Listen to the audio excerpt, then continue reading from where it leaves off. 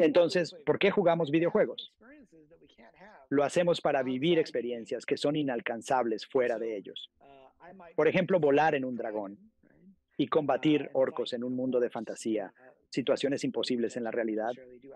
Utilizamos los videojuegos para experimentar situaciones únicas, progresar y entretenernos. Por lo tanto, al cuestionar qué hay más allá de la simulación, la respuesta es clara. Existen diversas teorías al respecto. Una de ellas se centra en la idea de humanos del futuro y la simulación ancestral, donde recreamos civilizaciones antiguas como si fueran nuestros ancestros.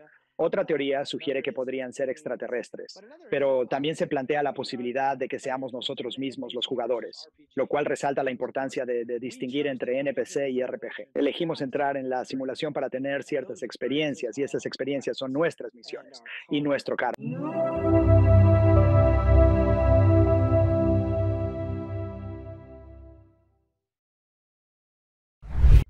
Me gustaría dar la bienvenida al programa a Rizwan Berg. ¿Cómo estás, Rizwan? Muy bien, muchas gracias por invitarme al programa. Aprecio mucho que estés aquí en el programa, amigo. Supe de ti a través de un amigo en común y pensé, necesito hablar con Riz lo antes posible, porque combinas física cuántica, un poco de teoría de juegos, así como la hipótesis de la simulación, y mi gurú favorito de todos los tiempos, Paramahansa Yogananda. Y hasta escribiste un libro, tu nuevo libro, La sabiduría de un yogi. Así que pensé, Dios mío, si pudieran crear al invitado perfecto en un laboratorio, tú serías la persona con la que querría hablar. Bienvenido al programa, amigo. Muchas gracias por invitarme, me alegra estar aquí, especialmente con alguien que es un gran admirador de Yogananda. Veo un par de fotos de él ahí detrás de ti también. Sí, sí, Yogananda ha tenido un gran impacto en mi vida espiritual y para ser honesto también en este programa. Así que vamos a sumergirnos un poco en tu pasado, si me permites, de dónde vienes para que la gente entienda. Puedes decirle al público dónde estudiaste y específicamente tu conexión con los videojuegos y cómo eso se relaciona con la simulación. Claro, verás, soy informático de formación, estudié en el MIT hace varios años y luego me convertí en emprendedor en la industria del software. Después me mudé a Silicon Valley y terminé yendo a la escuela de negocios en Stanford. Y justo en ese momento me involucré con la industria de los videojuegos. Esto fue cuando el iPhone acababa de salir allá por el 2007 y había juegos en Facebook y de repente Steve Jobs, cuyo libro favorito, por cierto, era la autobiografía. Estoy seguro de que ya lo habías mencionado antes y después podremos compartir algunas historias, pero ni él esperaba que los videojuegos fueran las aplicaciones más populares para el teléfono inicialmente. Y si mirabas las aplicaciones más rentables, en esos primeros 5 años desde que salió el iPhone, casi siempre eran videojuegos. Y hasta el día de hoy, quiero decir, obviamente Facebook y esas aplicaciones ahora tienen más uso, pero así que me involucré en esa industria. Tuvimos un juego que fue el número uno en la App Store llamado Tapfish. Lo vendimos a una gran compañía japonesa y luego me convertí más en un inversor y asesor para varias startups de videojuegos diferentes. Probablemente uno que muchos podrían reconocer es Discord, que comenzó como una compañía de videojuegos. No muchos saben esto, Billy, pero terminó siendo una app de chat porque el juego no tuvo tanto éxito. Pero la aplicación que habían creado para que la gente chateara mientras jugaba resultó ser la joya de la corona y ahora la usan tantísimas personas.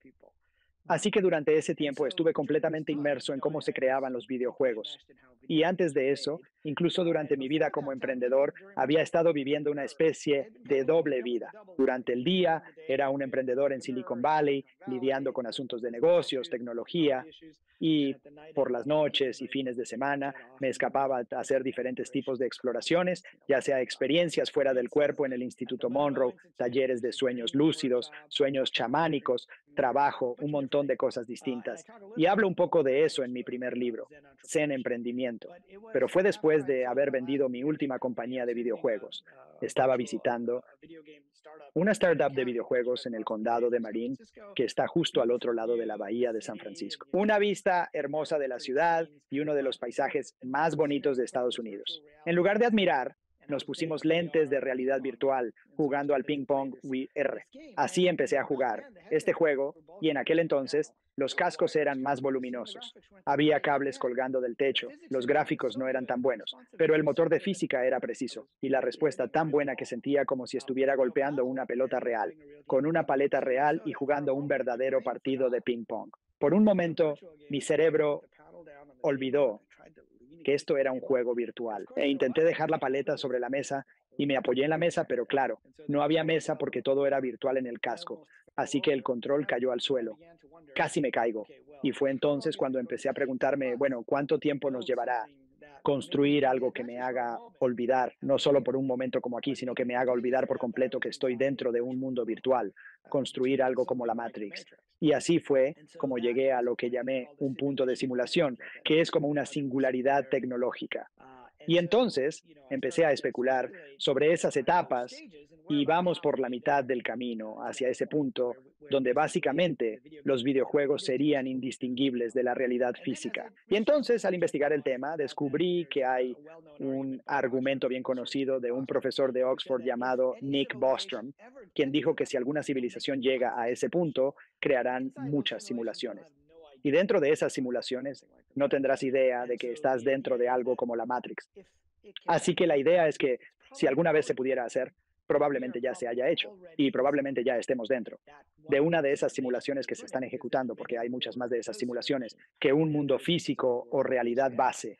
Y eso me llevó a una conclusión sorprendente de que desde un punto de vista tecnológico es más probable que estemos en un universo simulado que en un universo físico. Y luego fui e investigué lo que decían los místicos orientales y todas las religiones. Y prácticamente todos han estado diciendo lo mismo, que el mundo físico no es el mundo real, que es una especie de ilusión o malla creada para nosotros. Y luego fui a ver lo que decían los científicos. Y los científicos decían que no hay un mundo físico, ¿verdad?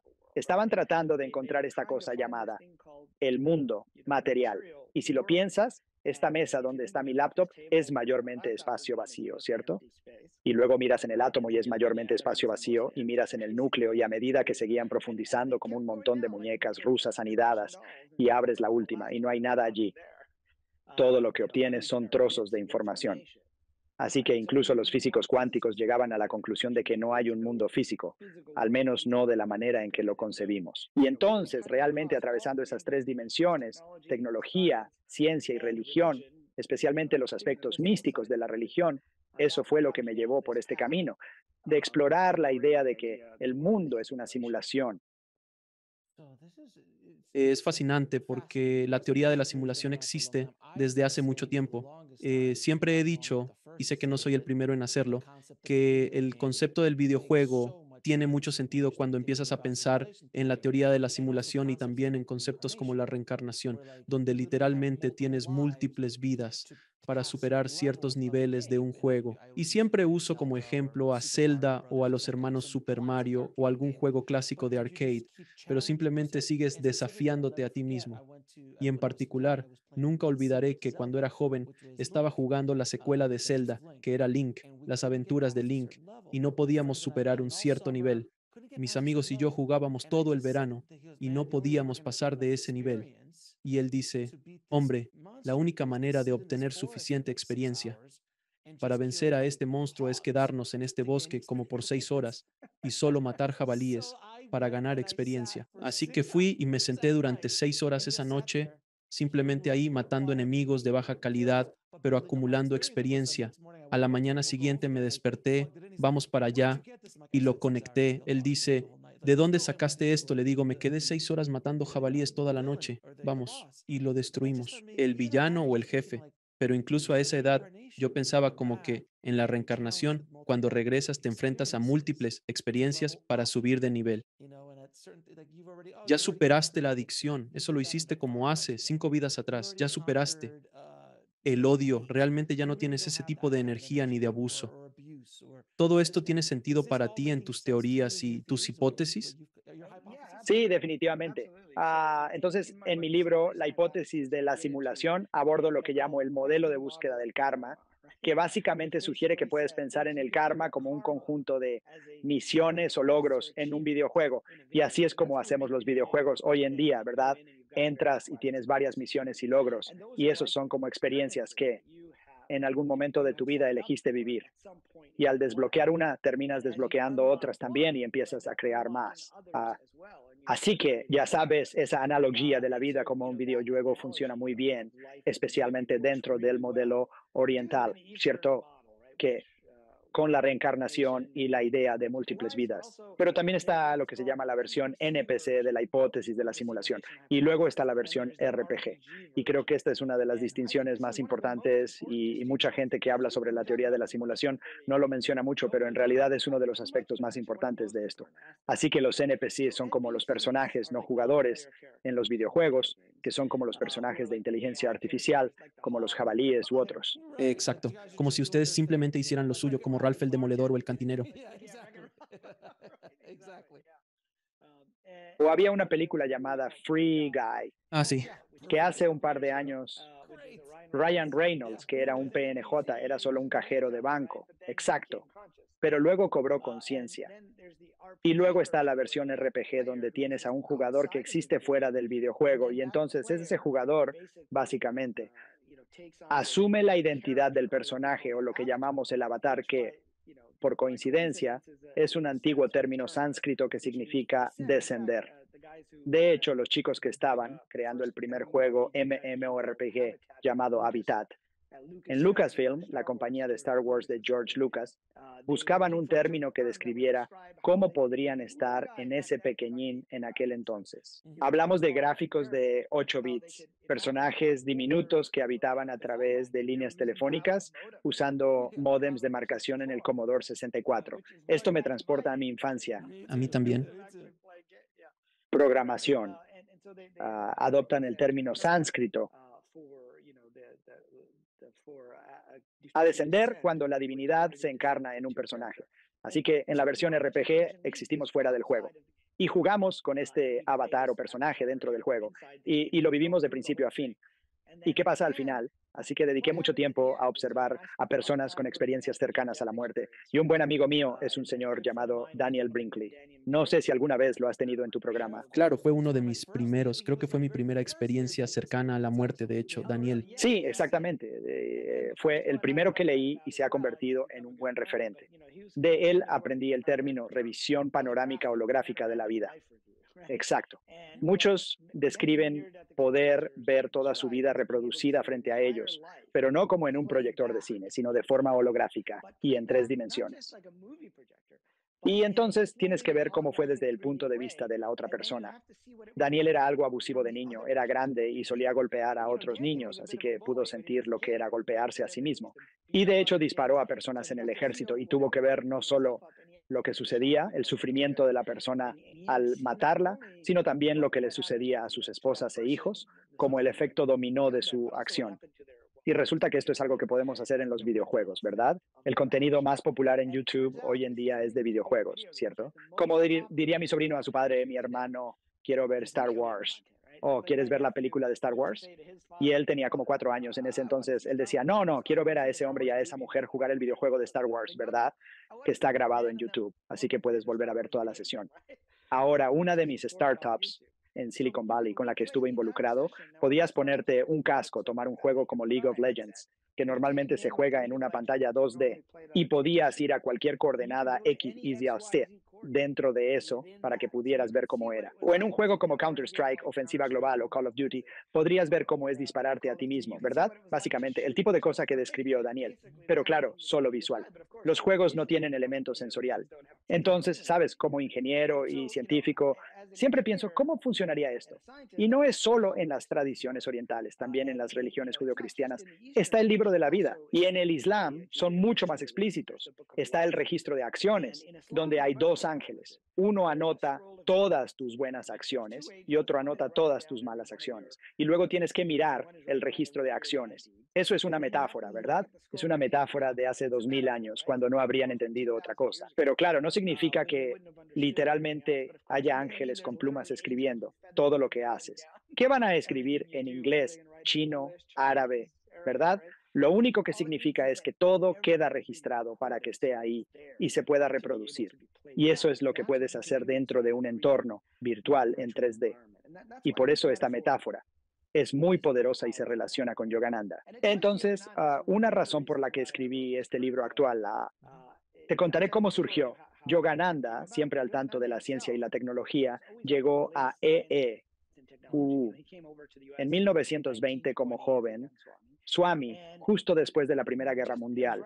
Estuvo en el primer barco que partió de la India tras la guerra, donde vio en las noticias algunas de las mayores cantidades de muertes que el mundo había visto. La Primera Guerra Mundial era conocida como la Gran Guerra. No la llamaban la Primera Guerra Mundial, ¿verdad? Porque fue la primera vez que se usaron armas mecanizadas y máquinas de matar. Así que hubo muerte a una escala sin precedentes. Él dijo, Señor, ¿por qué permitirías tanto sufrimiento? Y durante su meditación recibió una respuesta clara. Y decía que la vida y la muerte son relatividades en el sueño cósmico. Piensa en los noticieros, los proyectores y las películas que ves. Los personajes sufren y mueren, pero los actores no están muriendo más de lo que tú lo haces cuando mueres en este mundo. Y así le encantaba esa analogía del proyector de cine y animaba a sus estudiantes a desviar la mirada de la pantalla, ¿verdad? Si alguna vez has estado en una sala de cine y has apartado la vista de la pantalla, bueno, uno, puedes ver cuánto se involucra la gente en la película, y solía hacerlo de niño. Pero dos, ves el parpadeo de la luz, ¿verdad? Así ves los fotogramas. Notas que en realidad es una ilusión. Y Maya lo traducimos como ilusión, pero la traducción correcta es algo así como una ilusión, cuidadosamente elaborada.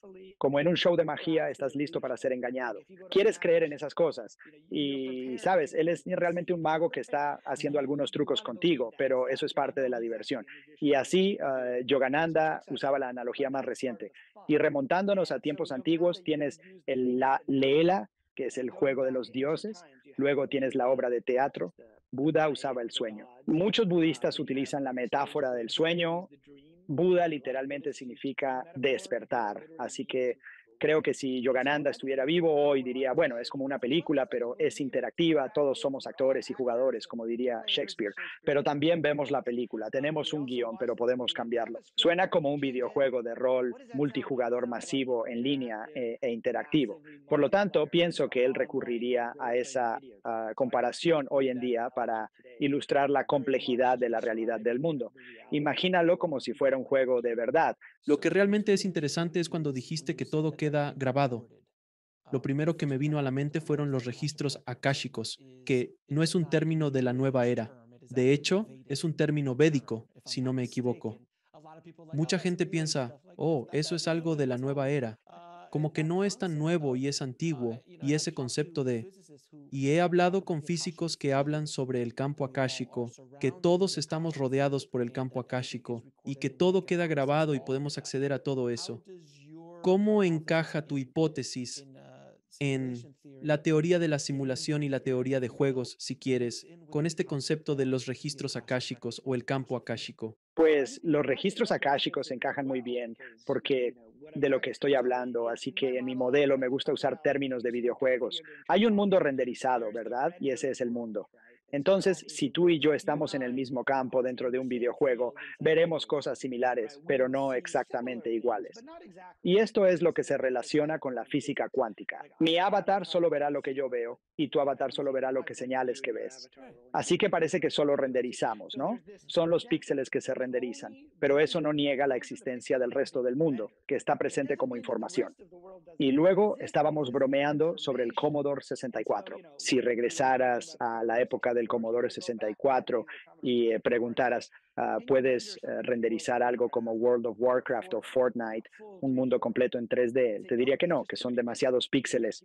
No podemos llevar la cuenta de todos esos píxeles, pero hoy sí podemos. Y parte de la razón es que tenemos computadoras más rápidas, pero no es solo eso, es que tenemos técnicas de optimización, ¿verdad? Tenemos modelos 3D, así que solo renderizamos lo que puede ser observado por nuestra pieza específica de la simulación, ¿verdad? Y entonces tú y yo, aunque estemos parados en el mismo campo, podríamos estar viendo cosas distintas de la misma manera en que tú y yo no estamos realmente hablando el uno con el otro ahora. Yo le hablo a mi computadora y él lo traduce en bits y lo envía de vuelta. Así que esta idea de renderizar concuerda mucho con el hecho del observador, que es la idea de que la forma más simple de explicarlo es con el experimento del gato de Schrödinger. Tienes un gato que puede estar vivo o muerto. El sentido común nos dice que el gato es uno u otro, pero no lo sabemos. No hemos mirado dentro de la caja, ¿verdad? Es un experimento mental de Erwin Schrödinger, donde hay un 50% de posibilidades de que el gato esté muerto por veneno liberado después de una hora. Lo extraño es que la física cuántica indica que el gato está en un estado de superposición. Y cuando algo está en superposición, está en ambos estados, está vivo y muerto al mismo tiempo, hasta que alguien lo observa o alguien toma una medida de eso. Y eso nos suena extraño, ¿verdad? Entonces, ¿qué significa eso? Que podría estar vivo o muerto. Pues lo que significa es que tenemos una onda de probabilidad de distintas posibilidades. Y lo que sucede es que la onda de probabilidad colapsa cuando el observador está presente. Entonces la regla de oro es, el universo solo manifiesta la probabilidad al observada, y eso es muy similar a cómo renderizamos los videojuegos. Solo renderizamos lo que puede ser observado por tu avatar o personaje. Y luego lo almacenamos en caché para que si varias personas observan, verán cosas similares, pero no necesariamente. Esto nos lleva a un área completa donde puedes empezar a explicar muchos fenómenos extraños, muchos fenómenos inexplicables con este modelo de un videojuego. Pero volveremos a eso. Entonces, retomando tu pregunta original sobre los registros akáshicos, básicamente, ¿dónde se almacena el karma? Esa interrogante resulta sumamente fascinante, ¿verdad?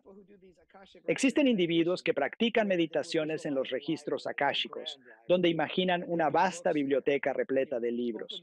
Al abrir uno de ellos, lo que descubren no es una simple imagen tal como a veces relatan quienes han tenido experiencias cercanas a la muerte. Quiero decir, no son letras, es video. Es como una escena holográfica completa. En realidad, es una grabación. Así que creo que los registros akáshicos son una grabación de todo lo que ha sucedido dentro de este videojuego, junto con otras probabilidades y posibilidades. Hay muchas rarezas al adentrarnos en el camino de la mecánica cuántica que también podemos explorar. Pero creo que hay una coincidencia bastante buena. Ahora, existe todo un campo de la física llamado física digital, que en el pasado hemos hablado de la física con matemáticas y con información, pero ahora hay este grupo de personas trabajando en la física digital, que es la idea de que el mundo es información. Así que no solo se conserva la energía, sino también hubo todo este asunto sobre Stephen Hawking y si la información se pierde en un agujero negro. ¿Qué sucede con toda esa información? Hasta donde sabemos, este campo está en constante evolución. Personas como Stephen Wolfram, conocido por desarrollar el software Matemática, y Ed Fredkin, quien fue director de un laboratorio pionero en el MIT, estaban inmersos en el estudio de autómatas celulares. Estos autómatas simulan procesos como el juego de la vida, donde se utilizan células para explorar reglas simples. Al ejecutar estas reglas repetidamente, se observan resultados diversos. En resumen, esta investigación busca describir el universo a través de analogías computacionales y el manejo de bits de información. La idea de que la información nunca se pierde significa que tiene que almacenarse en algún lugar, ¿verdad? La forma en que me gusta pensar en ello es que el mundo se basa en información. Lo mencioné antes. Cuando miraron al nivel más fundamental, había un físico llamado John Wheeler que trabajó con Einstein y estuvo con Bohr, estaba en Princeton, justo enfrente de Einstein. Y él acuñó esta frase de ir a bit. Decía que si algo no es it, si algo es físico, como este libro, ¿verdad? El libro consiste, en el nivel más básico, todo lo que es consiste en un montón de respuestas a preguntas de sí o no. Eso es lo que son las partículas y esa es la unidad fundamental de información que existe. Así que veo los registros akáshicos como el lugar donde toda esta información se almacena y luego está organizado como un sistema de biblioteca, ¿verdad? Se organiza alrededor de tus sesiones de juego. Es como si pudieras guardar y grabar tus partidas en YouTube o transmitirlas en vivo por Twitch. Eso se convierte en una ventana a esta información.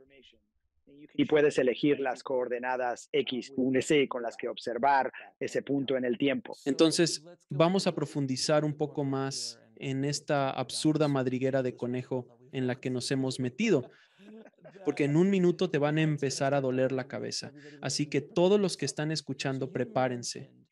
Entonces mencionaste que si estamos en una simulación y la teoría afirma que estás diciendo que estamos a mitad de camino, así que eventualmente tendremos la tecnología para crear una realidad que sea indistinguible de la realidad en la que vivimos ahora mismo. Luego también dijiste que una vez que lleguemos a ese punto habrá múltiples realidades apiladas una encima de la otra. Ahora, Cuando dijiste eso, en mi mente empecé a retroceder a los textos védicos y las filosofías yógicas que hablan de múltiples realidades, múltiples niveles de realidad a los que se asciende. Y si no me equivoco, por favor, corrígeme si estoy en un error. Hay ya sea 7 u 11 niveles de iluminación. Conforme el alma evoluciona, atraviesa distintos niveles al avanzar. Y las dimensiones, perdón, dimensiones, tus múltiples dimensiones. Siguiente, ahora estamos en la tercera dimensión. Estamos hablando de que la quinta dimensión es hacia donde nos dirigimos, pero alguien como Jesús o Yogananda está en la séptima dimensión.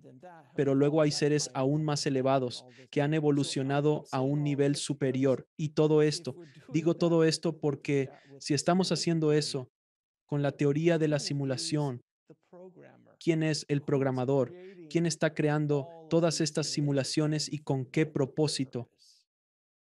Esa es la gran pregunta de los 64 millones de dólares. La primera pregunta que me hacen es, ¿crees que estamos en una simulación?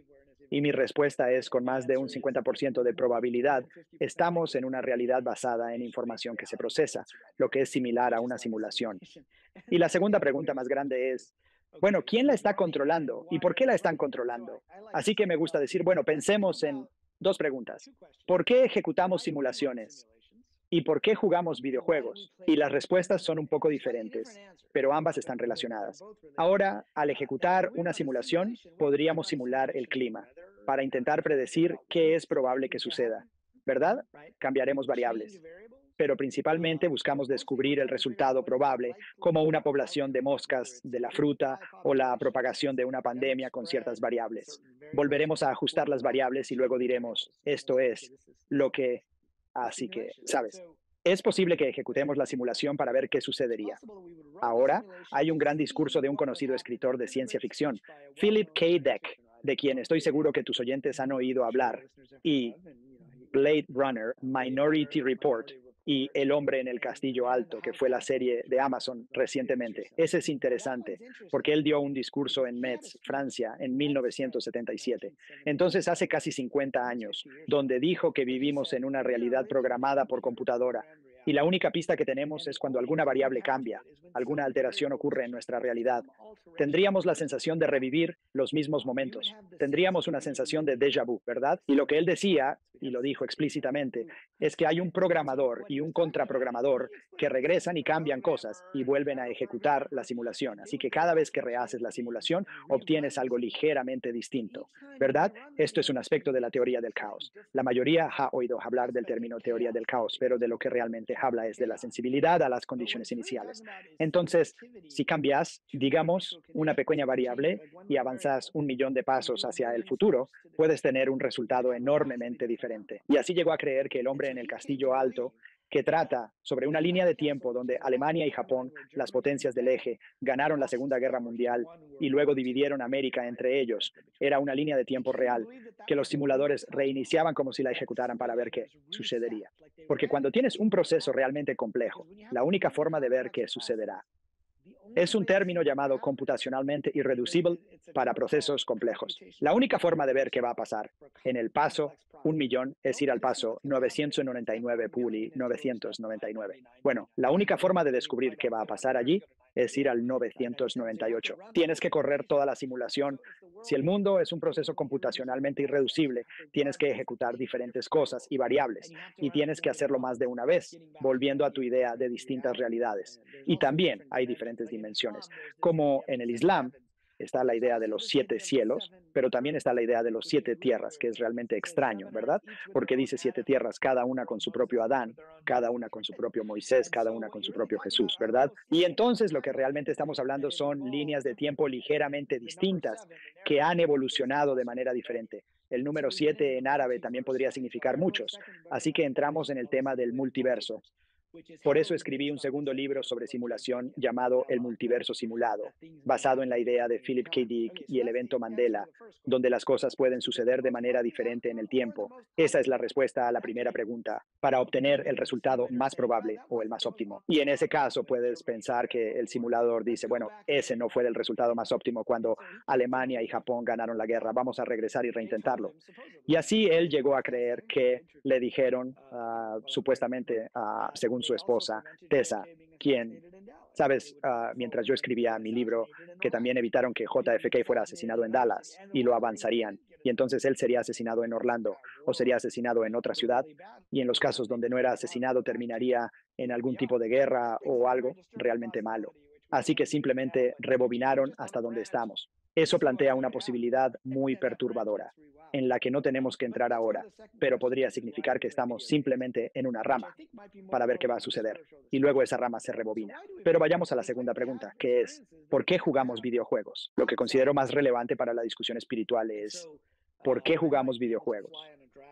Lo hacemos para vivir experiencias que están más allá de nuestra realidad. Por ejemplo, volar en un dragón y combatir orcos en un mundo de fantasía, cosas que no podemos hacer en la vida real. Utilizamos los videojuegos para experimentar situaciones únicas, progresar y entretenernos. Entonces, cuando se cuestiona qué hay más allá de la simulación, ¿verdad? Existen diversas teorías al respecto. Una de ellas se centra en los humanos del futuro y la noción de simulación ancestral, donde recreamos civilizaciones antiguas como la Roma o la India. Otra teoría plantea la posibilidad de la intervención extraterrestre, mientras que otra sugiere que en realidad nosotros mismos somos los jugadores en este escenario. Es en este punto donde cobra relevancia la distinción entre NPC y RPG. Optamos por entrar en la simulación para vivir ciertas experiencias que se convierten en nuestras misiones y karma, si así lo prefieres, ¿cierto? Todo está en la base de datos, creamos todas esas nuevas misiones para nosotros y hay experiencias emocionales específicas, como mencionaste antes, la adicción. ¿Verdad? Estas cosas podrían no existir en la forma que tenemos fuera de la simulación. No tengo una opinión firme sobre lo que hay fuera de la simulación, pero si piensas en un jugador y un personaje, no tienen por qué ser iguales, ¿son verdad? Entonces, podríamos ser simplemente pura conciencia afuera, y por eso queremos tener estas experiencias corporales y vivir las emociones dentro. Creo que ahí es donde entras en una dimensión más espiritual y eventualmente puedes definir al creador de todo esto como Dios, pero también puedes decir que hay muchos programadores que están creando diferentes partes de ello para que nosotros las experimentemos, así como hace un diseñador de videojuegos. Eso es algo que hacemos. Creamos una experiencia, luego entramos y la vivimos y después se la ofrecemos a otras personas para que también la experimenten. Entonces parece que podría haber muchos programadores, pero alguien es dueño de la escuela o del lugar donde todo este equipo, entre comillas, se encuentra. Así que tiene que haber algo en la cima orquestando todo esto, sea lo que sea esa energía. Mientras lo explicas todo, todo tiene mucho sentido para mí y empiezas a pensar en ello como, pues sí, estás reforzando las ideas espirituales de la reencarnación con la teoría de juegos, que es, cuando lo analizas, tiene sentido absoluto. Ahora, mencionaste algo y yo iba a sacarlo a colación, pero lo dijiste primero, el efecto Mandela, uno de mis temas favoritos, para hablar aparte de lo que estamos discutiendo en este momento. Y para todos los que no saben qué es el efecto Mandela, es el punto en el que cosas que podrías haber pensado, que tienes un recuerdo realmente no existen, pero estás completamente convencido de que eran un recuerdo. Así que te voy a preguntar algunos de estos solo para ver cuáles son tus respuestas. ¿Ed McMahon alguna vez formó parte de la editorial Publishers Clearing House? ¿Verdad? Recuerdo que él estaba, Claro, lo recuerdas con el cheque en la puerta en los comerciales. claro, claro, sí. Nunca existió en Disney. Nunca existió. ¿Es Jif o Jiffy la crema de cacahuate? Claro, siempre pensé que era Jiffy, claro. Pero es Jif, claro. Si lo miras, claro. Y hay muchos de estos casos, claro. Están los osos Berenstein. Ahora, lo de los osos Berenstein es algo grande. Sí, adelante. Donde se vuelve interesante, sin embargo, es si observas, y hablo de esto en mi libro, El multiverso simulado, es si consideras tu cercanía, proximidad o importancia hacia el evento. Está bien, es posible. La explicación estándar, el único carácter que es diferente, es una posible explicación. Pero cuando hablas de cosas que son muy importantes para ti, la gente creía que Nelson Mandela murió en prisión y hay una bloguera que dijo que estaba en la escuela de periodismo y que de hecho fue a Sudáfrica para intentar entrevistarlo. Le dijeron en la prisión que su salud no era muy buena, así que no le permitieron entrevistarlo.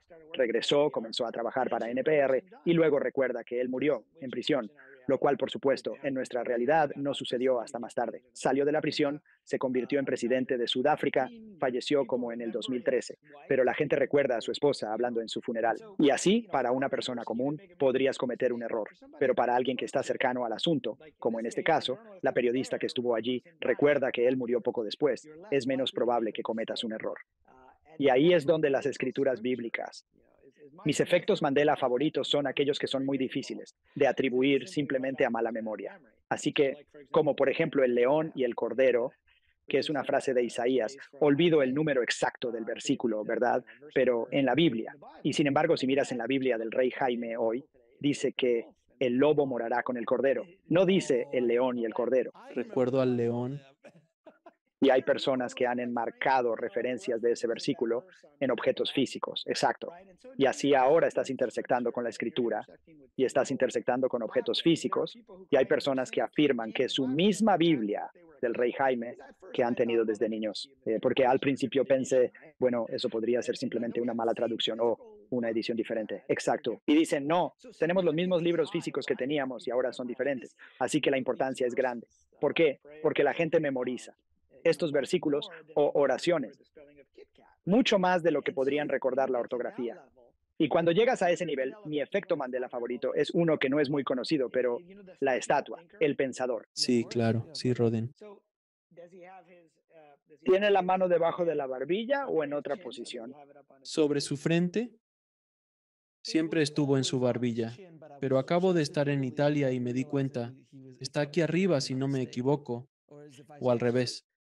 Sí, entonces mayormente si vas, lo verás por aquí abajo, no lo verás apretado fuertemente, lo verás así. Siempre pensé que era así, con el puño. Sí, pero si te fijas, hay una estatua aquí en Stanford y fui a verla, ¿verdad? Y en realidad está así, pero hay una foto de George Bernard Shaw en la pose del pensador que fue tomada la noche antes de que se revelara la primera estatua de bronce del pensador en Londres. Y él está así, ¿no? Con la mano en la frente. Así que literalmente hay una foto de él diciendo en la pose del pensador. Y entonces empiezas a preguntarte qué está pasando. Ahora, volviendo a mi punto anterior sobre pequeños cambios, si avanzas la simulación, resulta que un amigo mío del MIT estaba de visita aquí, en Google. Trabajaba para Google. Y después de haber escrito mi libro sobre simulaciones, pensé, bueno, ya terminé de escribir sobre simulaciones por ahora. Y él dice, ¿has oído hablar del efecto Mandela? Resulta que una de las mejores explicaciones para ello es la teoría de la simulación, porque si reinicias la simulación podrías tener diferentes líneas temporales, ¿verdad? Y si cambias una pequeña variable podría cambiar cosas grandes o simplemente cambiar muchas cosas pequeñas. Así que es muy posible que la gente recuerde diferentes historias. Y esto es realmente extraño, pero cuando miras la física cuántica, hablamos del gato de Schrödinger y el efecto observador. Bueno, hay algo aún más desconcertante. Se le llama el efecto del observador de elección de morada o experimento de elección de morada. La idea es que al colapsar la probabilidad, decides si el gato está vivo o muerto y también eliges su historia, lo cual es muy extraño. Esto implica un efecto de elección de morada cósmico, donde, por ejemplo, la luz de un cuásar a 1.000 millones de años, luz de distancia, puede ser influenciada por tus decisiones. Entonces, ¿cuánto tarda la luz en llegar aquí? 1.000 millones de años, correcto, años luz, y supongamos que hay un objeto grande gravitacional en el medio, como un agujero negro, no en el centro. Supongamos que se encuentra a una distancia de 1.000.000 de años luz. La luz debe viajar en dirección izquierda o derecha y podemos rastrear su recorrido. ¿En qué momento se habría determinado si se dirige a la izquierda o a la derecha en esta situación? Hace 1.000.000 de años. Exacto. Pero lo que nos dice la física cuántica es que esa elección se hace hoy. Así que estamos eligiendo de entre estas posibles historias, pero no se elige hasta que alguien observa y registra la luz, la polarización de la luz que nos indica si fue hacia la izquierda o hacia la derecha. Así que incluso Schrödinger pensó que esto era extraño y lo mencionó porque dijo que hay múltiples historias simultáneas. A la mayoría de la gente le parece bien la idea de que hay múltiples posibilidades. Sabes, tomas una decisión, vas por este camino, te mudas a Austin, tomas otra, te mudas a Los Ángeles, eliges otra dirección, pero no están acostumbrados a pensar en múltiples caminos posibles. O estudié en Boston o estudié en... Eso es lo interesante del efecto Mandela. Quizás un ejemplo sea que la gente recuerda una de estas historias alternativas simultáneas. Pero eso se relaciona con la idea de que no hay pasado, no hay futuro, que todo está sucediendo en este momento, lo cual es muy. Nuestra programación, nuestro hardware y nuestros cerebros no pueden comprenderlo, no lo procesan. Así que no tenemos el hardware para procesar esa idea. Pero Si ese es el caso, entonces las cosas que nos están sucediendo ahora afectan las vidas pasadas, entre comillas, vidas pasadas, y también afectan las vidas futuras. Y es entonces cuando la cabeza comienza a doler mucho, porque si todo está sucediendo al mismo tiempo, y uso la analogía del disco, la vida es el disco, pero nosotros somos la aguja. Y si queremos mirar hacia atrás, tener experiencias de vidas pasadas o recordar vidas anteriores, movemos la aguja y tal vez logremos vislumbrar la vida en Roma o la vida en Egipto o la vida en el Mediterráneo o donde sea que haya sido y de alguna manera regresamos. Ahora, solo tengo que preguntarte, porque esto es simplemente, tengo que emocionarme contigo por un momento. Estás hablando del efecto Mandela, cosas que nos son más cercanas, les tenemos un cariño más fuerte, quizás y tal vez un recuerdo más vívido. Soy cineasta y hay dos películas con frases famosas que me gustaría discutir. Una de ellas es de El Imperio contraataca. Seguro que la conoces. Por supuesto. Es Luke, soy tu padre, correcto. Eso es lo que recordamos, ¿verdad? Pero cuando lo revisas, ¿no? No es eso. Yo soy tu padre. Eso es lo que dice Darth Vader. Quiero decir, literalmente ves a los comediantes o ves las parodias. Luke, yo soy tu padre. Es constante. Eso es un recuerdo tan fuerte. Y luego, el campo de los sueños, si lo construyes, vendrán. Esa no es la línea. No sé, ¿tú tienes alguna pista? No estoy seguro sobre ese efecto. Digo, recuerdo la frase, ¿Tú recuerdas? Sí. No, no es así. Vendrán. Si lo construyes, él vendrá. Esos son tonterías. ¿verdad? Esos son tonterías. Sí leí sobre esto al investigar el efecto Mandela, ¿verdad? Porque simplemente es así. Pero era como que no, es. Vendrán. James Earl Jones al final dice, si lo construyes, vendrán. Se refiere a todas las personas que llegan al campo. Pero sí, hay una versión de eso que dice él vendrá, que es el padre de Kevin Costner. Lamento el spoiler. Esas dos frases como cineasta son recuerdos muy marcados. Recuerdo haber visto ambas. Estaba en el cine viendo Campo de Sueños. Estaba en el cine viendo El Imperio Contraataca.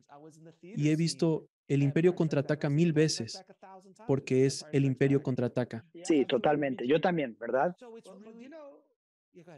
¿Conoces a la bloguera que acuñó el término efecto Mandela, donde originalmente lo acuñó por, no, fue por Star Trek? Estaba en una conferencia en Atlanta que es Dragon Con, es como la Comic Con, pero es. Y había un panel de actores de Star Trek, de la serie original, y había gente en el público. Ahora nadie sabe que son de Star Trek, como fans de Star Trek, ¿verdad? Había fans en el público diciendo que recordaban un episodio que sucedía así, y los actores estaban como, nunca grabamos ese episodio. ¿De qué estás hablando? Claro. Y esa fue una de las causas del efecto. Y por supuesto, antes de Internet, era difícil encontrar a otras personas que compartieran tu recuerdo, ¿verdad? Así que incluso en 1977, Philip K. Dick dijo que solo necesitas encontrar un grupo que recuerde un pasado alternativo. Es interesante que recuerdes a ambos.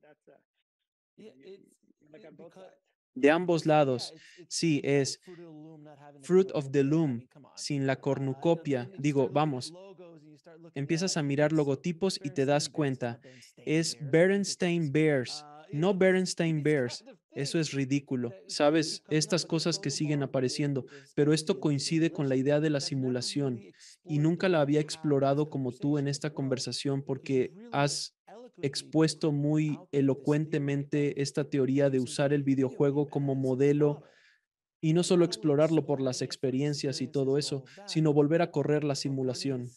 Y no había escuchado ese término antes, correrla para el pasado, correrla para el futuro. Yo vengo de Florida y allá hacían simulaciones de huracanes todo el tiempo. ¿Dónde va a pegar el huracán? Y es como tenemos 45 modelos. 30 de ellos indican que va a pegar en Orlando, pero 5 dicen Miami. Nos vamos a quedar con los 30. Y eso es básicamente hacia dónde creemos que va a ir porque esa es la mayoría de las simulaciones. Entonces, es verdaderamente fascinante cómo has unido todo esto. Ahora, ¿qué piensas? El pensamiento oriental, Yogananda, y los textos védicos, los textos yógicos y las filosofías yógicas, ¿cuál es su postura sobre la teoría de la simulación y cómo evalúan las teorías actuales? En mi nuevo libro, Sabiduría de un Saber, hay un capítulo llamado El mundo es como un sueño, una película, un videojuego, ¿verdad? Y está teniendo éxito. La razón por la que escribí este libro es Harper College. La India se puso en contacto conmigo de repente y me dijo que era el 75 aniversario de la autobiografía de un yogi y querían escribir algo más acorde con la tecnología moderna, dirigido a los jóvenes, así como un conjunto de lecciones que la gente ha aprendido de la autobiografía de Yogananda. Y eso es lo que es el libro. Una de las lecciones del libro es que a veces el universo te da una tarea y estés listo o no, esa tarea se ha puesto frente a ti y tienes que aceptarla. Justo como Yogananda era un joven Swami y le pidieron que viniera a hablar en el Congreso de Religiones en Boston en 1920. No era la mejor opción. Nunca había dado un discurso en inglés antes, ¿verdad? Y sin embargo, vino a representar a la India, la religión hindú en aquel entonces. Pero era su tarea y lo sabía por la visión que había tenido. Y a veces el universo nos da la tarea. Así que esta tarea se me presentó de manera bastante inesperada porque aquí estoy escribiendo sobre la teoría de la simulación y escribo sobre negocios y como emprendedor. Y yo estaba como seguros de que quieren que lo escriba yo. No soy hindú, ¿verdad? Técnicamente soy musulmán, pero soy un gran admirador de Yogananda. Y lo que pasó fue que tuve algunos problemas de salud y volví a leer la autobiografía de un yogi, lo que hago cada ciertos años. Y estaba sentado en un sofá porque no podía hacer mucho más durante varios meses. Y escribí algunas entradas de blog sobre lo que el libro significaba para mí y sobre otros libros similares que pude encontrar. Y esa fue parte de la razón por la que se pusieron en contacto conmigo, porque había citado a Yogananda en la hipótesis de la simulación y había sembrado estas ideas con esas entradas de blog. Nunca tuve la intención de escribir un libro específicamente sobre este tema, pero creo que se relaciona muy bien con las filosofías orientales. Ya he mencionado la idea de Maya y el lila. Resulta que lila significa juego o partida, como en una obra teatral. Puedes interpretarlo de cualquiera de esas maneras, ¿verdad? Si alguna vez has visto el juego de serpientes y escaleras en Occidente, se basa en un antiguo juego indio llamado Serpientes y Escaleras. Descubrí que este juego se conocía como el lila y básicamente pretendía simular el karma y la vida. Lanzarías los dados y avanzarías, luego te encontrarías con una serpiente y tendrías que bajar. Y si llegabas al nivel más alto, era como alcanzar la iluminación, distintos niveles de nirvana e iluminación en la cima. Así que literalmente el lila significaba el juego de la vida. Entonces, esta analogía del juego es una que creo que, y el videojuego es una que creo que encaja muy bien dentro de las tradiciones orientales, especialmente en el budismo y el hinduismo. Ahora, hay ciertas diferencias. Y así, en el hinduismo, está esta idea del alma y el Atman, yendo y viniendo a través de la reencarnación. Mientras que en el budismo, algunos eruditos dirían que no hay un yo real, ¿verdad? ¿Qué es lo que reencarna? Bueno, es solo un saco de karma. ¿Qué significa eso? Es solo información. Que básicamente, a medida que el saco se hace más grande, acumulas más karma y luego, al resolverlo, disminuye. Es como una base de datos que crece y luego se reduce en tamaño y te fundes de nuevo en el todo. Y es como la versión de NPC frente a RPG de la hipótesis de la simulación, de cierta manera. Así que hay muchas sutilezas, pero el Buda hablaba de que todos los fenómenos son como reflejos en un espejo muy claro, carentes de realidad inherente. Y creo que esa es una buena descripción de lo que son los píxeles en los videojuegos. Resulta que no son solo las religiones orientales. Esto es lo que me resulta fascinante, aunque he dedicado mucho tiempo a los sueños y metáforas. Existe el yoga del sueño tibetano, que de hecho proviene de Naropa, un santo indio, donde aprenden a despertar dentro del estado de sueño con sueños lúcidos y luego se dan cuenta de que esto es solo un sueño y luego dicen que debes llevar esa conciencia al exterior y hacer lo mismo cuando estás en el mundo físico, pero también en el Corán. Estuve en el Reino Unido y acabo de dar una charla en una conferencia islámica sobre el Islam y la hipótesis de la simulación. Y hay versículos en el Corán que dicen que hemos establecido este mundo para ustedes como un juego, como un deporte, como un pasatiempo, ¿verdad? Para que vayan y se multipliquen con sus hayos y riquezas y hagan todas estas cosas. Eso suena mucho a, no sé si alguna vez jugaron el juego de la vida cuando eran pequeños.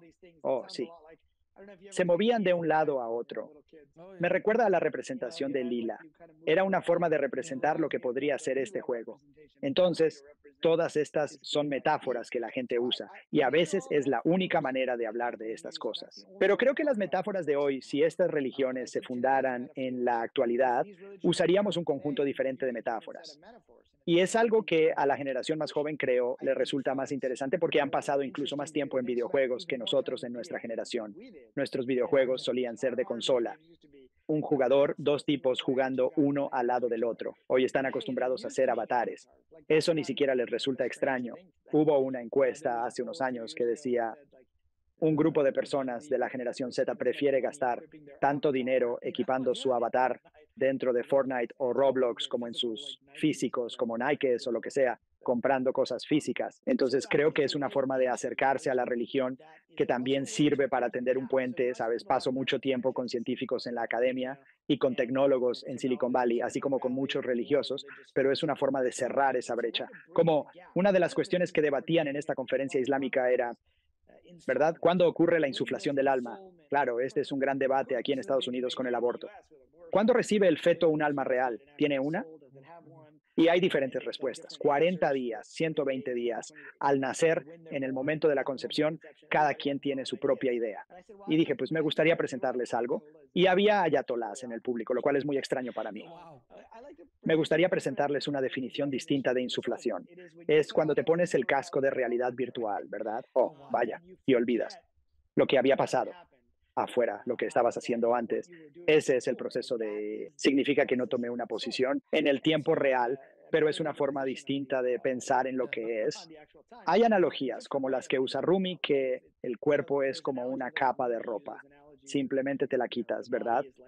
Y eso creo está muy relacionado, pues. Creo que la teoría de la simulación es algo con lo que la mayoría de las personas en el mundo religioso, especialmente en la versión de juegos de rol, se identifican como una manera de hablar sobre ello. Y es algo de lo que puedes discutir. Con científicos serios y personas que son ateas han dicho, bueno, si estamos en una simulación, entonces cualquiera fuera de la simulación nos parecería como seres sobrenaturales. Podrían tener superpoderes, ¿verdad? Y en la autobiografía de un yogi hay santos que levitan, santos que se bilocan en múltiples lugares. Hay palacios que se construyen.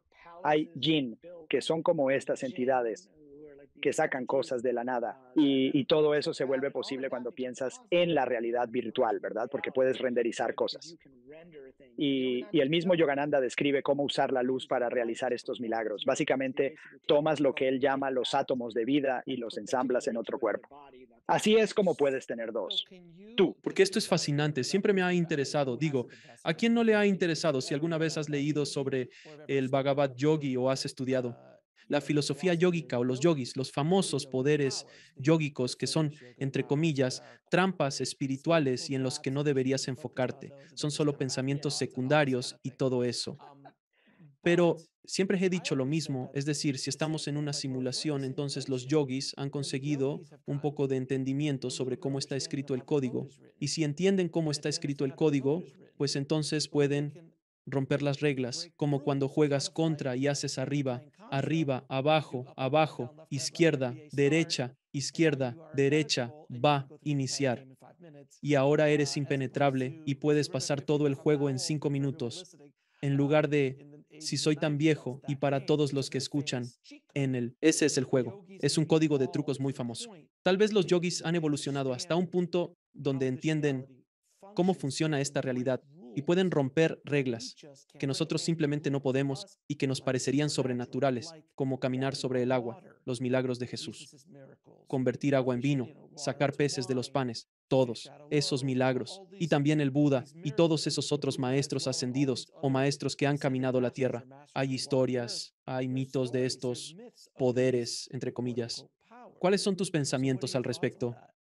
Entonces, sabes, paso mucho tiempo hablando de las ciudades que son como los superpoderes en las tradiciones yógicas. Y Yogananda nos cuenta estas historias. Estaba el santo que básicamente podía producir cualquier perfume en tu mano y tú podías olerlo, ¿verdad? Y él no estaba impresionado porque decía, eres tan espiritualmente avanzado. Y eso es lo que haces, crear perfume. Siempre adviértenos. Pero creo que en la autobiografía también hay un elemento kármico interesante en estos superpoderes. Así que sí, uno, pienso que los videojuegos nos dan una manera. de poder explicar estas cosas, ¿verdad? Nos proporcionan un modelo y un marco. Por ejemplo, la visión remota es uno de estos poderes donde la gente puede ver lo que está sucediendo. En un videojuego existe lo que se llama una perspectiva en primera persona y puedes cambiar a una perspectiva en segunda o tercera persona. Puedes ver a la persona desde arriba y la mayoría de las personas que tienen experiencias cercanas a la muerte comienzan diciendo, está bien, estaba fuera de mi cuerpo y miraba hacia abajo y vi toda la experiencia. Y el mismo Yogananda tuvo pequeñas experiencias de Samadhi cuando era joven, donde podía ver todo lo que sucedía a su alrededor. Era como si fuera un omnipresente 360. Bueno, puedes mover la cámara virtual. Si recuerdas, le llaman tiempo bala en Matrix. Eso se hace moviendo la cámara, ¿verdad? Entonces, hay una cámara virtual y puedes colocar esa cámara virtual en cualquier lugar dentro del mundo 3D. Así que normalmente estás limitado a ver tu propio personaje. Pero hay videojuegos con APIs que te permiten colocar la cámara virtual en otro lugar y puedes reproducir lo que sucedió en ese momento. Entonces se convierte en una forma de explicar muchos de estos poderes extraños, especialmente con múltiples avatares, ¿no? Digo, realmente puedes tener diferentes avatares y observarlos. Hay una historia. Al principio de la autobiografía de un yogi, el santo de los dos cuerpos. No sé si recuerdas que su padre lo envió a Benares para encontrar a este amigo suyo, pero le dijo, pregunta al Swami dónde está. Fue y le preguntó al Swami. El Swami solo se sienta y medita durante media hora a una hora. Y Yogananda está molesto porque es un niño de 12 años diciendo, ni siquiera me has dicho dónde está. Y de repente el tipo que está buscando aparece y ve al Swami meditando. Es como, espera, el Swami estaba justo conmigo en el mercado y me dijo que viniera aquí para verte. Y lo seguí y lo vi en carne y hueso. Pero Yogananda dijo, no, no, ha estado sentado aquí todo el tiempo, no se ha movido, ¿verdad? Y así se convierte en una forma de representar otra versión, o puedes tener el modo fantasma en ciertos juegos donde puedes ir, pero tu avatar no está realmente allí, pero puedes ver lo que está sucediendo. Y ves muchas historias como esta en la autobiografía. Así que creo que los videojuegos se convierten en una manera de explicar algunos de estos poderes. Pero también creo que Yogananda incorporó elementos muy interesantes del karma y lo explicó con estos milagros. Como una de las historias que siempre recordé fue la de la Hirimashai, que fue el gurú de Yogananda, quien conoció al aparentemente inmortal o inmune a la muerte Babaji, quien se dice ha vivido en el Himalaya no solo por cientos, quizás incluso hasta 1000 años o más, donde materializó un palacio entero para él como lugar de su iniciación. Y esta es una lección interesante sobre el karma, porque él dice, esto es como un mundo de sueños, así que fue capaz de simplemente crear un palacio entero. Esto suena como una historia de las noches árabes. En Aladino, si lees la historia original, el genio o el jinn, el genio es capaz de manifestar un palacio entero de la nada. Para Aladino, y en este caso, Babaji lo hizo por él. Y dijo que en una vida pasada expresaste el deseo de vivir en un palacio lujoso, y lo que básicamente estaba diciendo era que el mismo deseo se convierte en karma, ¿verdad? Eso quedó registrado en la base de datos. Y al crear este palacio de sueños para ti, que parece un palacio real, vamos a resolver el karma y mostrarte cómo todo el mundo físico es un mundo de sueños. Así que muchas de estas historias en realidad tienen lecciones kármicas ocultas o lecciones sobre cómo funciona el karma. De la misma manera que si ves Misión Imposible o Star Wars, podrías soñar con un personaje esa noche. Es como si dejara una huella kármica en ti. Puedes dejar ir las huellas pequeñas creándolas en sueños, pero las grandes huellas son las misiones, logros o tareas que tienes que realizar en el mundo físico. Entonces, permíteme preguntarte esto, ya que mencionaste Matrix, una de mis películas favoritas, y creo que probablemente el catalizador para popularizar la idea de la teoría de la simulación entre las masas. Porque todos vieron Matrix, todos oyeron hablar de Matrix. Es como si realmente fuera una de esas películas que cambió a la sociedad. Si nosotros somos Neo en Matrix, ¿hay alguna posibilidad de que nos liberemos de Matrix? Y si la hay, ¿cómo nos liberamos de la simulación? Bueno, esa es otra de esas grandes preguntas, ¿verdad? Eso, ¿cómo despertamos? ¿Cómo olvidamos? En las tradiciones griegas, cuando te encarnas, cruzas el leteo, el río del olvido, ¿cierto? Para que olvides lo que sucedió antes. En las tradiciones chinas está Mengpo, que es la diosa del olvido, quien prepara el té del olvido que tú. Entonces, Sabes, hay diferentes respuestas y maneras de abordarlo, ¿verdad? Algunos piensan que puedes hackear la simulación a nivel físico intentando descubrir cómo sobrecargar el sistema. Hay una película de ciencia ficción llamada El efecto Mandela, que se estrenó en 2019, donde resulta que el mundo es una computadora cuántica y utilizando otra computadora cuántica realmente puedes sobrecargar el sistema y puedes regresar. Pero creo que eso es mucho de lo que los yogis y los sabios nos han estado diciendo. Es como Yogananda nos dice que apartemos la mirada de la pantalla y miremos hacia la luz, ¿cierto? Porque él sigue diciéndonos que nos concentremos en la luz, que todo está hecho de luz. Y cuando describe la experiencia del samadhi que le fue otorgada cuando aún era un joven swami por su gurú, Sri Yukteswar, quien le da un golpecito en el corazón y de repente siente este amor divino. Pero luego mira hacia afuera y puede ver todo alrededor de Calcuta, esa zona de Calcuta. Podía ver como toallas moviéndose, gente, pero entonces vio que todo consistía en luz, ¿verdad? Diferentes vibraciones de luz. Y así volvemos a esa analogía. Así que ya sabes, algunas personas usan para entrar en diferentes estados. Y he tenido gente que me dice, ah, sí, he usado DMT y puedo ver las líneas de la simulación, ¿verdad? Y por lo tanto, creo que la primera persona que me dijo eso fue Sean Stone. No sé si lo conoces, el hijo de Oliver Stone. Fue uno de los primeros en decírmelo. Y muchas personas me han dicho eso y yo personalmente no he tomado ese camino, pero creo que podemos calmar nuestra mente. Entonces, si miras la definición original de yoga, el término significa como unir o yugo, pero si observas los Yoga Sutras que fueron escritos por Patanjali y Yogananda los cita y prácticamente todos los yogis modernos lo citarían, él define el yoga de manera diferente, no como las asanas, las posturas físicas. Esas son solo una de las 8 ramas del yoga, pero su definición real de yoga es en sánscrito, yoga, chittavriti, nirodha. Y lo que eso significa es, yoga es nirodha, significa detener o ver. Chitta britis. Britis son como pequeños remolinos. Chitta es la sustancia de la mente. Algunos lo traducen como pensamientos, pero aquí propongo una interpretación distinta. La traducción utilizando trabajos de Yogananda y Swami Kriyananda en esa área. Pero realmente lo traduzco como el yoga es detener los remolinos de pensamientos y sentimientos en el río de la conciencia, ¿verdad? Se trata de todos estos pensamientos locos que si hacemos yoga no los tenemos. Así que si alguna vez tuviste una buena sesión de yoga físico, al final podrías hacer la postura del cadáver, Shavasana. Me gusta más la traducción, postura de paz. Pero se siente como si algo se hubiera aquietado, ¿verdad? Se siente como si algo se hubiera calmado, tanto física como mentalmente. Ambos están relacionados. Y entonces la clave es como si estuviéramos en una esfera de nieve. Las esferas de nieve, si las sacudes, no puedes ver nada. Eso somos nosotros. Como dice Yogananda, es la tormenta de Britis, ¿verdad? La tormenta de estos remolinos de pensamientos y deseos. Y las Britis pasadas se endurecen en samskaras y se convierten en parte de nuestro karma y se convierten en lo que se llama bulsanas o tendencias en la siguiente. ¿Sabes? Lo que dijo Buda fue, aquello que está sujeto a surgir está sujeto a...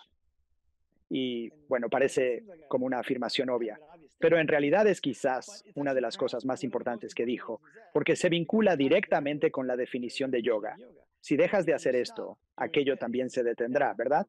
Entonces, si detienes las britis, entonces podrás percibir lo que está fuera de la simulación. Creo que es cuestión de conciencia y de prestar menos atención al mundo físico. Y de eso se tratan los 8 pasos del yoga, ¿verdad?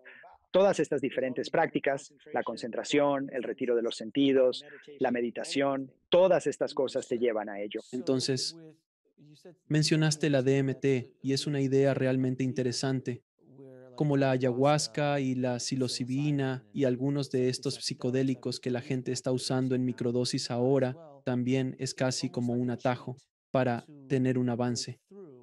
Y creo que fue Maharishi quien dijo al respecto porque le dieron un montón de hongos y se los comió y es como, no le hicieron nada.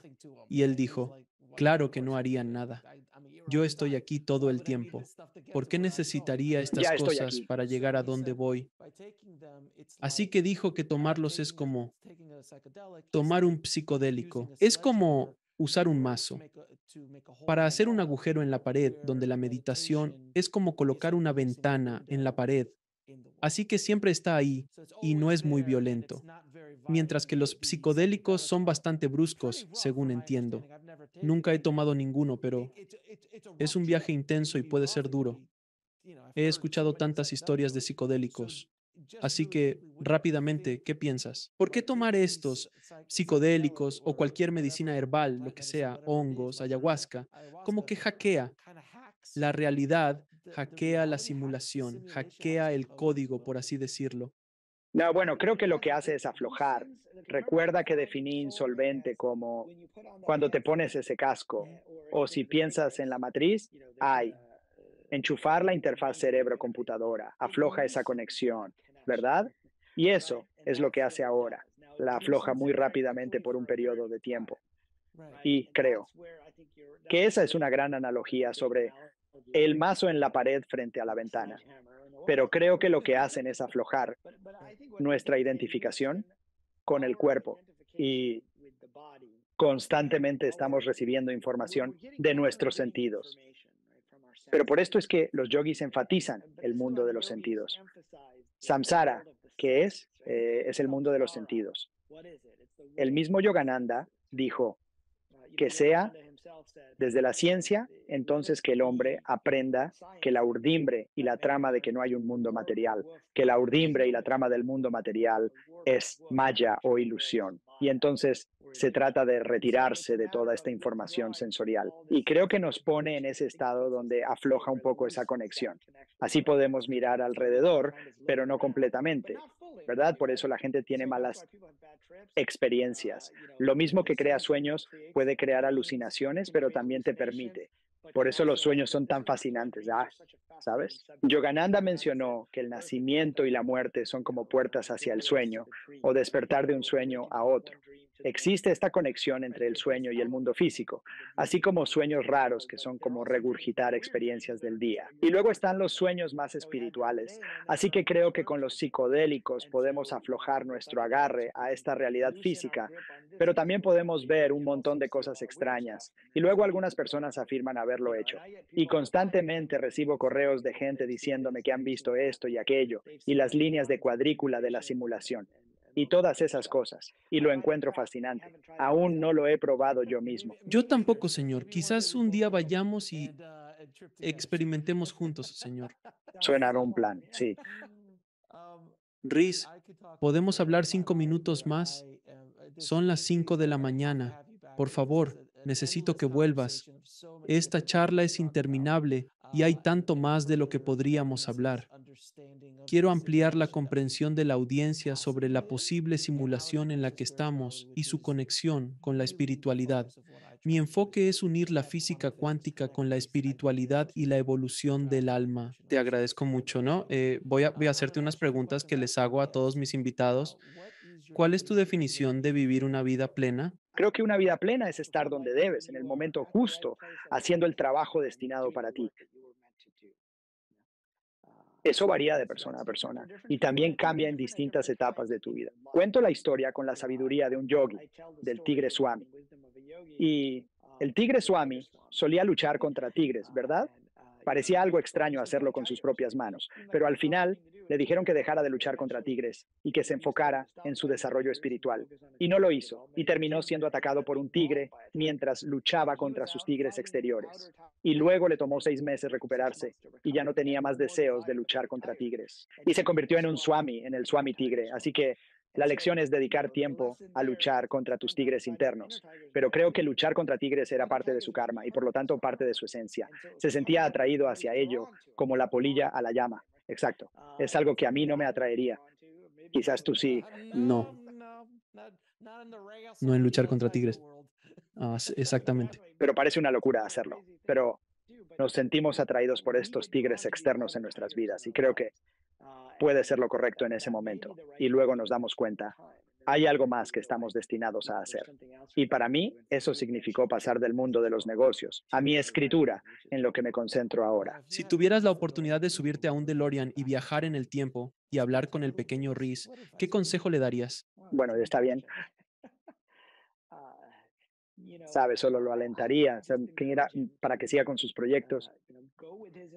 Sabe, yo diría que en su mayoría sí lo hice, pero muchas veces nos dejamos llevar por las expectativas de nuestras familias y compañeros en la universidad e incluso he vivido en Silicon Valley por alrededor de una década y hay mucha de esta mentalidad. Piensa en lo que deberías estar haciendo y cómo deberías hacerlo. Así que, sabe, siempre lo animaría a seguir sus propios intereses y explorarlos, sin preocuparse por lo que los demás piensen. ¿Cómo defines a Dios o la fuente? Bueno, Dios es inefable, que es un término que muchas personas usan que han tenido experiencias cercanas a la muerte. Y entonces no creo que puedas definirlo directamente, así que tienes que usar metáforas, ¿verdad? Y los sufíes usan la metáfora del amante y el amado, y el éxtasis. Así que simplemente defino a Dios como todo lo que hay es parte de Dios. ¿Cuál es el propósito final de la vida? Creo que el propósito final de la vida es disfrutar del juego. Excelente respuesta, señor. ¿Dónde pueden saber más sobre usted y su trabajo y conseguir una copia de su nuevo libro, Sabiduría de un Yogi? Mi sitio web se llama zenentrepreneur.com y ahí pueden conocer y descargar capítulos gratuitos de mis diversos libros de simulación, negocios o del libro del yogi. También pueden obtener Sabiduría de un Yogi en Amazon. La mayoría de las librerías locales, si no lo tienen, pueden pedirlo. Animo a la gente a ir a las librerías locales cuando sea posible. Y aunque tome un día o dos, pueden conseguir el libro allí y en Twitter, o bueno, supongo que ya no se llama Twitter, pueden hacerlo. ¿Cómo le dicen ahora?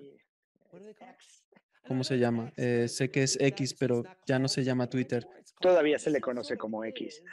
porque todavía tuiteas.